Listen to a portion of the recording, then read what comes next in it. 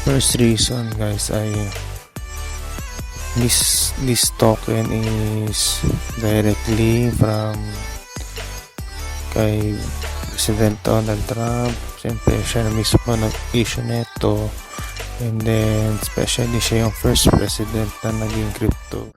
Trading crypto, especially with leverage, is extremely risky and you can lose your entire portfolio. This is not financial advice. This video is for educational and entertainment purposes only. Be aware of scammers impersonating us. If you can't find it on this YouTube channel, it's a scam. Welcome guys. Update ko lang kayo sa AI trading bot ko. Hindi ko pa siya kina-close. It's almost na to? 20 days na ba? Naka-open, bali I'm still considering this na i-hold itong trade na to. And then maalala ko lang, this is not financial advice, this is educational purposes only, dahil marami nagtatanong sa comment section about dito kung buhay pa ba itong aking trade na to. Yes, buhay pa po to guys. Hindi ko pa siya kino-close dahil I believe na there will be potential, and I will tell my reason about this.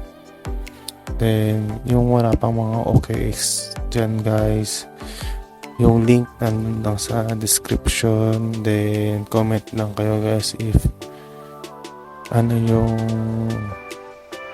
insight nyo about this para magka-ideas lang din ako.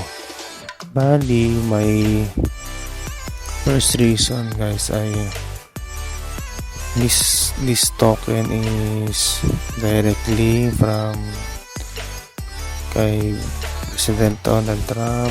Siyempre siya na mismo nag-issue neto, and then especially siya yung first president na naging crypto friendly, sabi niya. And then second, alam mo naman natin na businessman siya, and then dahil businessman siya, hindi mawawala sa kanya yung pagiging greedy, diba guys? Then depende naman niya hayaan tong Trump coin niya na ganito lang. Siyempre masira yung credibility niya as a president and as a businessman. And then third, yung Binance listing din, kasi yung Binance listing is medyo mataas na ito na ilagay ng Binance.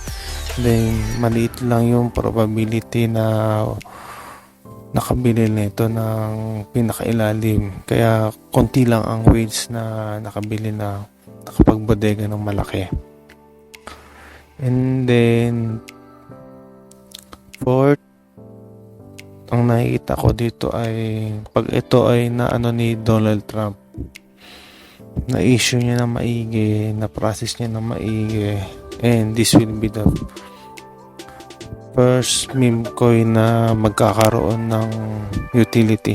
At least pag nagawa niya yon, maganda yon sa pangalan niya as a crypto friendly, kasi siya lang yung nakagawa ng meme coin to utility coin, and it will be a good impact sa crypto market dahil na bago niya ang crypto space dahil dun sa mga ideas niya sa crypto. And then anong plano ko? Ang plano ko is magdagdag ng margin, and then dahil naka-neutral lang to, diba guys,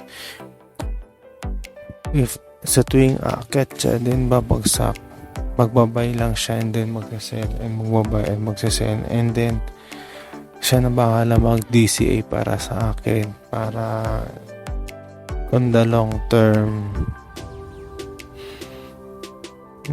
maganda yung profit natin. Pero hindi ko na-adjust ng malaki yung aking take profit, hanggang doon lang. Then let's see, tingnan natin kung magkano yung magiging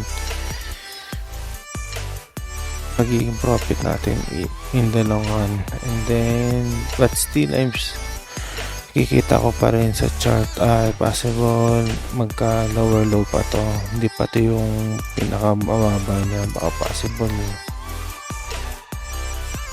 hindi naman siguro aabot ng $1 to kasi masyadong malayo na yun para doon. Pero let's see, tignan lang natin. Then in the long run, maglalagay lang ako ng margin lang ulit para at least kahit pa paano kung bumaba man talaga siya, at least may ko support lang sa ilalim. Then gradually aakit naman yan. Then sa chart wise, still naniniwala ako na Adam and Eve to. Possible na Adam and Eve tong pattern na to.